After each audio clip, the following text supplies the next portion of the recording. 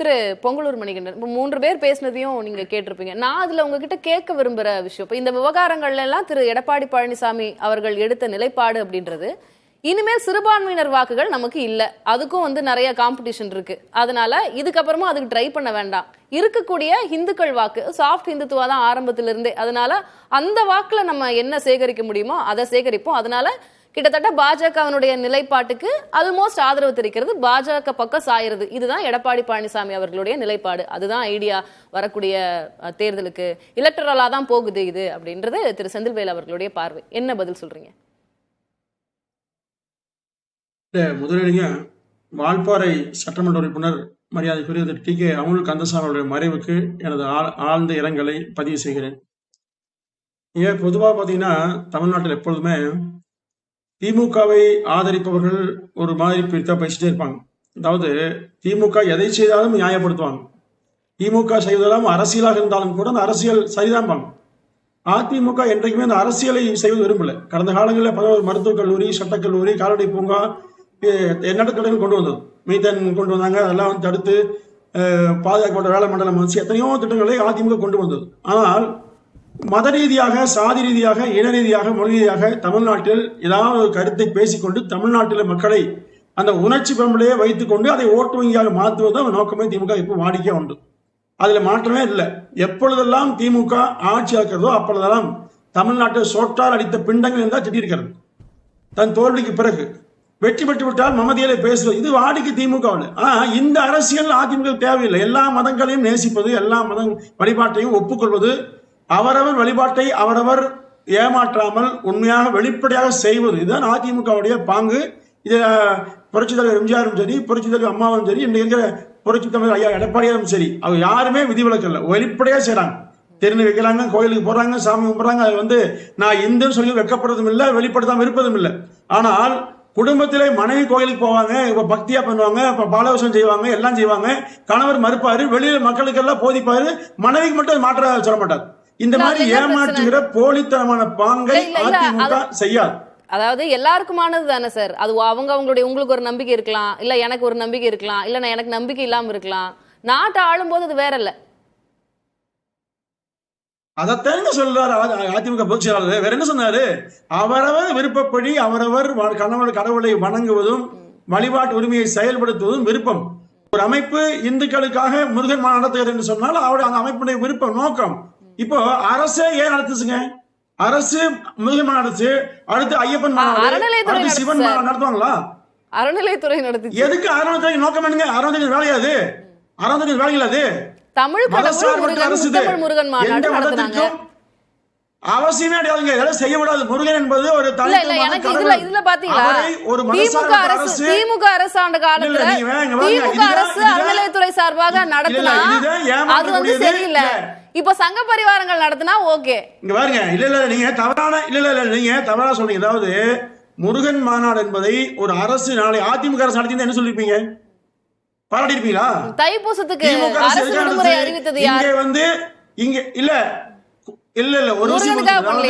ஒரு மதங்களை சீண்டி, ஒரு மதத்தை சீண்டி, ஒரு வேளையில் நான் கிறிஸ்துவன் என்று சொல்வது இந்துக்களை வஞ்சிப்பது, இந்துக்களை கேவலப்படுத்துவது. இந்த மாதிரி இஸ்லாமியை வைத்துக் கொண்டு இப்போ இந்துக்களோ கிறிஸ்தவர்களோ இஸ்லாமியரோ கடவுள் இருக்கிறது என்று நம்புகிறவர்கள்.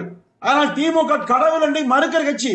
அவர்களுக்கு முஸ்லீம் மத்தியில, கிறிஸ்தவ மத்தியில பேச வேண்டிய அவசியம் என்ன? ஓட்டு வங்கி. அப்போ இந்துக்கள் வாக்கு தேவையில்லை, கிறிஸ்தவர் வாக்கு முழுமையாக எங்களுக்கு இருக்கிறது நம்பிக்கையா? அப்படி அல்ல. நீங்க பாஜகவோட கூட்டணியில இருந்து அதிமுக ஏன் சார் வெளியில வந்தது? சிறுபான்மையினர் வாக்குகள் நமக்கு வரதில்ல பாஜகவோட சேர்ந்ததுனால அப்படின்றதானே எடப்பாடி பழனிசாமி அவர்களோட நிலைப்பாடா இருக்கு. நீங்க என்ன பேச விடுங்க மேடம், என்ன பேச விடுங்க. எனக்கு இதுக்கு அதுக்கு மட்டும் நீங்க பதில் சொல்லுங்க. நான் கேட்ட கேள்விக்கு நீங்க கொஞ்சம் ஷார்ப்பா வந்தீங்கன்னா இல்ல கொஞ்சம் ஈஸியா இருக்கும் எல்லாருக்கும் பாக்குறதுக்கு. தாவி போனீங்கன்னா நான் முடிக்க முடியாது. நான் கேட்டுறேன், நீங்க நான் உங்களுக்கு டைம் கொடுக்குறேன். நான் கேட்டுறேன் சார்.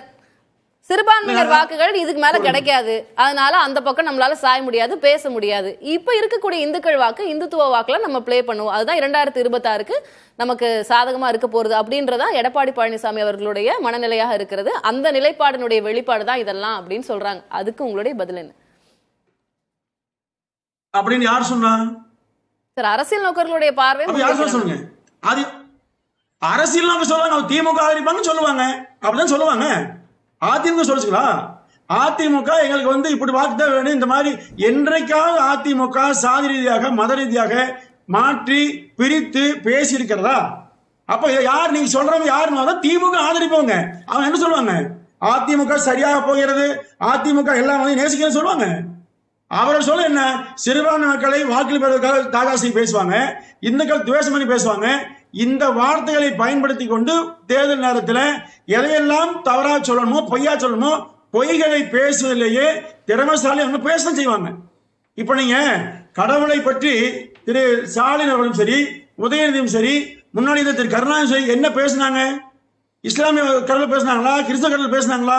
அப்போ எந்த ஓட்டு வங்கி முழுமையா வருமோ அல்லது எந்த மக்களுக்கு தன் வாக்கு இப்படி சொன்னால் வாக்குகள் கிடைக்குமோ அதை பேசுற அரசியல். யார் தெரியாது, தமிழை சொல்லுவாங்க, தமிழை வைத்து பிழைப்பு நடத்துவாங்க, தமிழை வைத்து ஏமாற்றுவாங்க. அதிமுக இதை செய்யாது, இப்படி செய்யக்கூடாதுங்க.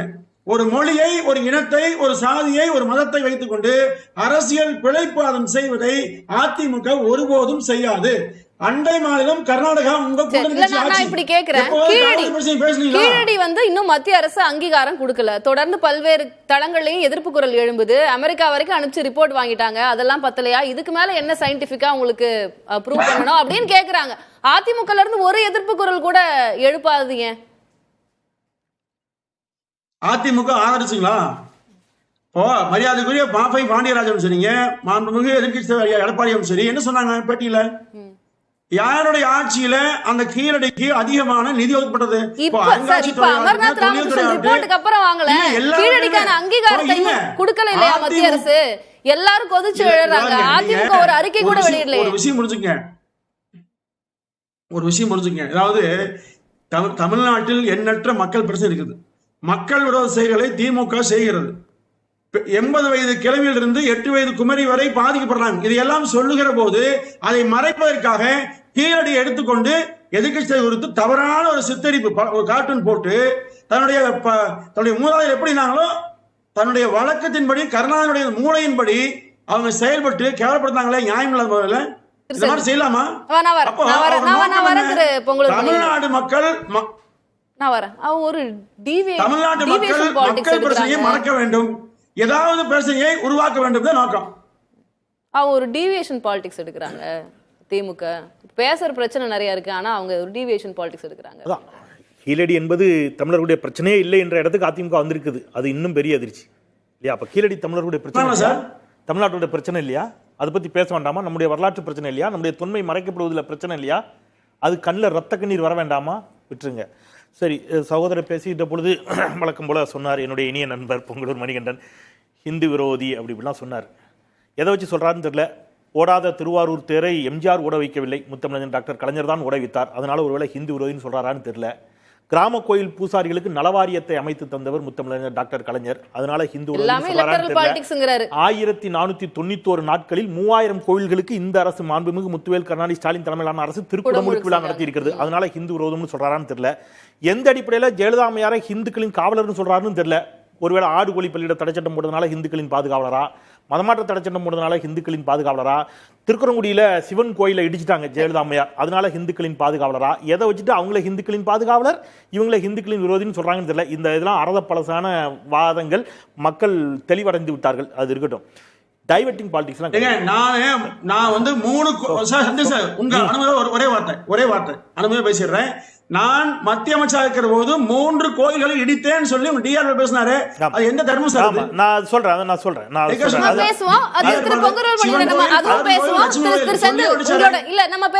ஒரு இடைவேளைக்கான ஒரு அதுக்கு பதில் நான் கண்டிப்பா வாங்கிக்கிறேன். இப்போ திரு எடப்பாடி பழனிசாமி அவர்களுடைய நிலைப்பாடு குறித்து பேசிட்டு இருக்கோம், அது என்ன செய்தி சொல்லுதுன்னு பேசிட்டு இருக்கோம். அது பலன் தருமா அப்படின்றது குறித்தும் திரு பொங்கலூர் மணிகண்டன் வச்ச அந்த கிளைமுக்கு என்ன அப்படின்றது நம்ம பேசலாம்.